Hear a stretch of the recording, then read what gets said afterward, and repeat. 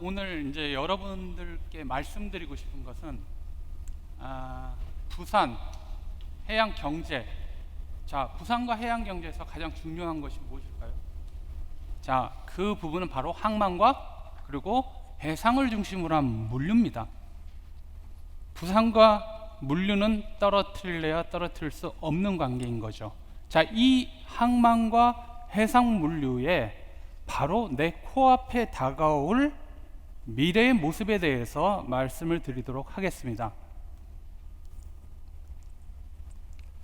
저희 연구원들도 마찬가지고 대부분 회사에서 사업을 기획하시는 분들이나 또 사업을 영위하시는 분들이나 모든 분들이 앞으로 1년 뒤, 5년 뒤, 10년 뒤에 무슨 일이 일어날 것인가를 미리 예측하지 않으면 이제는 현재 내가 어떤 부분으로 사업을 확장시킬 건지, 무슨 연구를 할 것인지에 대한 감이 전혀 안 오겠죠.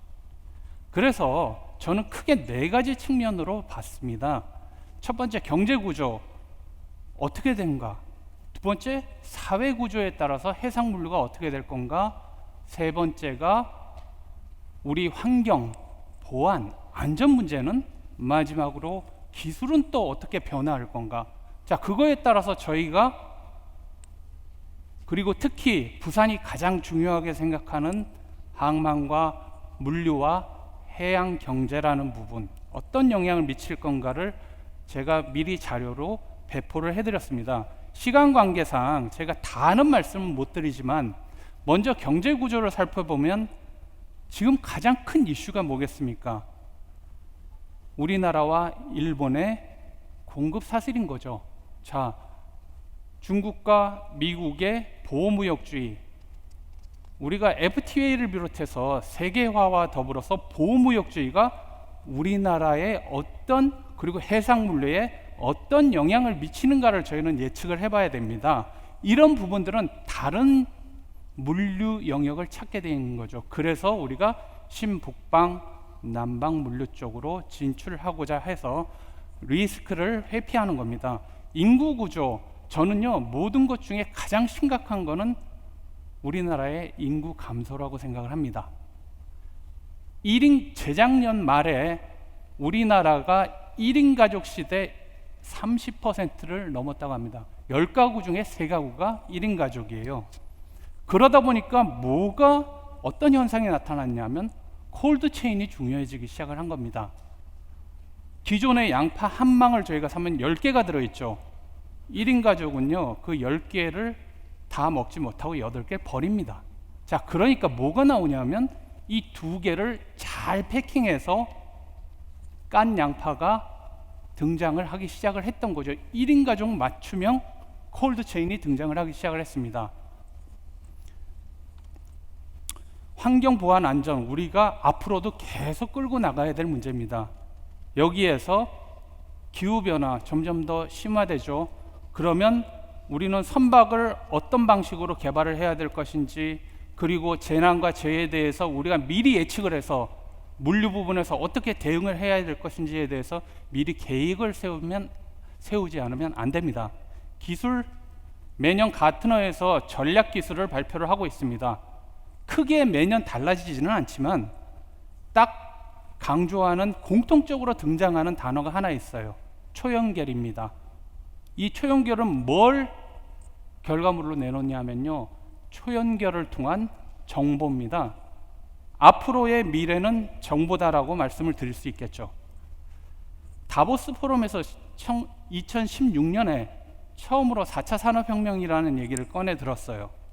자, 700만 개의 일자리가 사라지고 200만 개의 일자리가, 500만 개의 일자리가 순수하게 사라진다. 일자리는 어떻게 될 것인가? 19년에 다시 한번 얘기를 꺼내 들었습니다. 그 다보스 포럼에서 나온 4차 산업 이후에 각 분야별로 기술이 급속하게 확산 적용되기 시작을 했는데 19년에 보니 다 자기 영역만 하고 있더라는 거죠. 이것을 하나로 다 연결시키고 글로벌로 연결시켜야 진정 4차 산업혁명 시대가 온다라고 그렇게 강조를 했습니다. 그러면 그 이후에 우리의 일자리 대응은 어떻게 가야 될 것인가를 굉장히 강조하고 나타났습니다. 제가 여기에 말씀드리는 거는 오른쪽에 보시면 저희 드론, 로봇, 3D 프린터 그리고 가상현실 얘기들을 많이 하죠.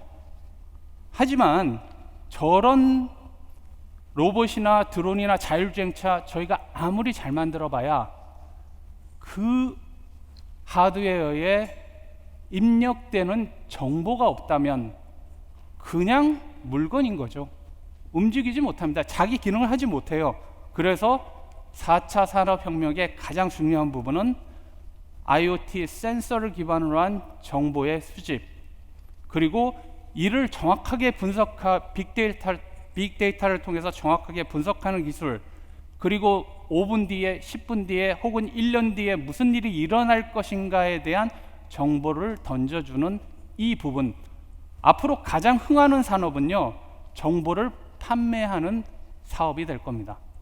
정보를 가진 자가 미래를 가질 겁니다. 항만 해상물리에 있어서는요, 크게 왜 항만을 강조하는지 아십니까? 해상물류가 우리나라 수입 수출, 즉 우리가 먹고 마시고 입고 자는 모든 것들의 99.7%를 세계 수출입에, 우리나라 수출입의 99.7%를 담당하고 있는 겁니다. 항만은 현재 과거의 아날로그 방식에서 이제 변화하고 있습니다. 모든, 아까 전에도 말씀하셨지만 모든 흐름이 디지털로 가고 있는데 그 중심에, 물류의 중심에 항만이 있다라는 거죠. 자, 항만 단독으로 살아남을 수 없습니다. 선박과 항만과 또 내륙으로 운송하는 트럭들, 이 모든 것들이 하나로 연결되는 커넥티드 물류가 돼야 우리나라 국가 물류비를 비롯해서 기업들의 물류비를 절감을 시킬 수 있는 시대가 오는 겁니다. 그를 위해서 제가 말씀드렸듯이 연결이 돼야 되고 디지털화가 돼야 되고 공유가 일어나야 됩니다. 물류에서도 공유 경제가 발생이 되는 거죠. 지속 가능한 항만 물류는 우리가 사용하는 에너지의 전기와 또 효율화를 유도를 하고요. 그리고 녹색화는 언제나 우리가 해결해야 될 숙제입니다. 보안, 이 첨단 기술이 첨단 기술이 점점 확산할수록 이 보안의 중요성은 반드시 제일 먼저 강조되어야 될 부분입니다.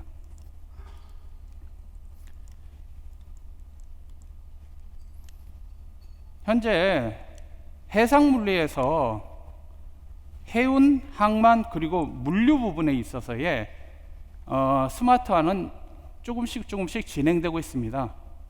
먼저 머스크를 중심으로 한 그 컨테이너 위치 추적 시스템, 또 블록체인, 그리고 선박의 경우에는 기존의 수많은 미세먼지와 썩스, 넉스를 발생시키는 그런 벙커 CU를 사용하는 동력 체제에서 벗어나 LNG 추진을 하는 시스템으로 바뀌고 있고요. 항만의 경우에는 이제는 항만 내에서의 무인 자동 운영이라는 부분이 강조가 되고 있고 건설이 확산되고 있습니다. 당연히 항만의 보안 강화를 위한 IoT 시스템도 도입되고 있는 실정이죠. 내륙 물류에 있어서는 글로벌 물류 공급망의 가시화, 여러분들 물류 공급망이라는 단어를 우리나라와 일본의 케이스로서 생각을 해보시면 될 겁니다. 제조부터 시작해서 운송, 보관, 그리고 소비자까지 가는 이 전체의 공급망이 하나라도 마비가 된다면 지금 한일 관계에 이런 굉장히 좀 심각한 상태가 발생을 하게 될 일. 그리고 자율주행 시스템, 이 자율주행 시스템은 이미 테스트를 다 끝냈어요. 그리고 레벨 3단계에 돌입해 있고요. 이제 레벨 4단계에 향해서 나가고 있는 그런 상황입니다. 현재 가장 앞선 테슬라가, 이런 유튜브에 보니까 이런 영상이 나오더라고요. 옆에 트럭 운전자가 테슬라 자동차를 탄 운전자를 찍었어요. 잠을 자고 가더라는 겁니다. 이거는 레벨 4단계 수준에 이르지 않으면 불가능한 시스템이거든요. 어쨌든 저희가 정말 누워서 갈 수 있는 목적지까지 갈 수 있는 시대가 오게 될 거고요. 그리고 우리가 모두 일하는 작업장에서의 이 노동자 중심의 노동자 중심의 편의성을 위한 그런 시스템들이 도입이 되고 있습니다. 최근에 뉴스에서도 발표했거든요. 이 자동차 제조 공장이나 다른 물류 현장에서 정말 힘을 거의 자기가 평소에 들여야 될 힘이 100이라면 약 15%의 힘만 들이고도 작업을 하루 종일 할 수 있는 그런 보조 로봇이 등장을 했다고 합니다. 스마트 항만이 뭘까요? 스마트는 영리한 뜻이긴 하지만 이것이 산업과 결합했을 때는 스마트 시스템이 되는 겁니다. 그러면 스마트 시스템이 되려면 센서 네트워크 비롯해서 모든 표현하는 기기들이 필요하고요. 자, 스마트 항만은 결국에는 항만 하역을 로보틱화 시킬 수 있는 부분과 그리고 사람이 근무하는 항만을 보다 편리하게 안전하게 영위해 줄 수 있는 그런 두 개의 항만으로 구분이 되고요. 로텔담의 경우에는 이미 세계 최초로 스마트 포트 프로그램을 진행을 했습니다만 내륙부터 항만에 그리고 선박까지 모든 영역을 아울러서 하나의 스마트 프로그램으로 연결을 시키고 있습니다. 독일의 함부르크는 스마트 에브리싱 플랫폼을 통해서 스마트 포트와 스마트 시티와 이 두 개의 거점을 스마트 도로로 연결을 시켜서 언제나 각 주체들이 실시간으로 자기가 원하는 정보를 확인할 수 있는 그런 시스템을 가동을 하고 있습니다. 저희 나라가 약 3.5세대 정도의 3세대 정도의 막 진입을 한 수준이라면 중국을 비롯해서 미국 등등 다른 나라는 이미 4세대에 진입을 하고 있습니다. 특히 싱가포르 경우에는 가장 앞선 자동화 수준을 보이고 있는 거죠. 항만에서의 자동화는요, 지금 가장 완전 무인 자동화를 실현하고 있는 그 터미널을 가보게 되면 항만 내에 사람이 없습니다. 단지 항만을 오퍼레이션하고 모니터링하는 그 장소에 몇몇 사람이 있을 뿐입니다. 현재는 그와 같은 시대까지 발전을 했죠. 중국이 굉장히 지능화와 스마트화에 돈을 많이 쏟아붓고 있습니다.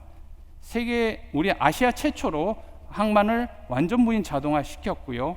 청도, 양산, 탕샤난까지 앞으로도 4-5개의 완전 무인 자동화 항만을 건설 중에 있고요.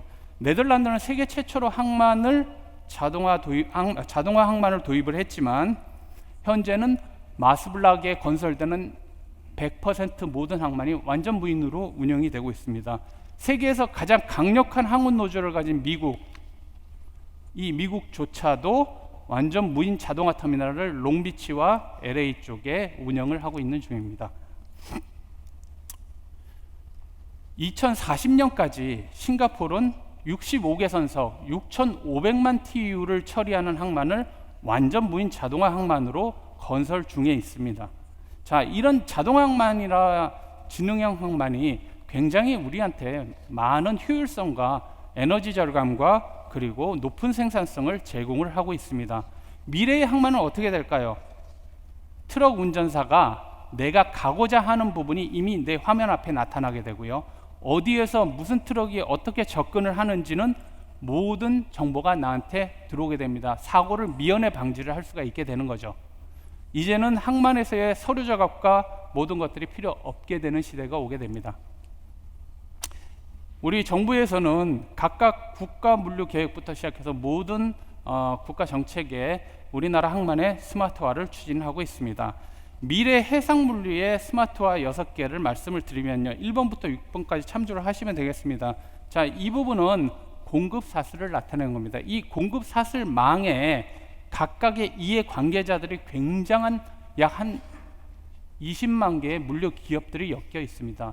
자, 이 물류 기업들의 미래는요, 서로 상호 간에 정보를 연결시켜야 모든 물류 기업들이 윈윈하는 그런 시대가 오게 될 거고요. 자, 보시다시피 항만도 스마트화되죠. 자율 운항선이 항만과 항만을 연결하게 되죠.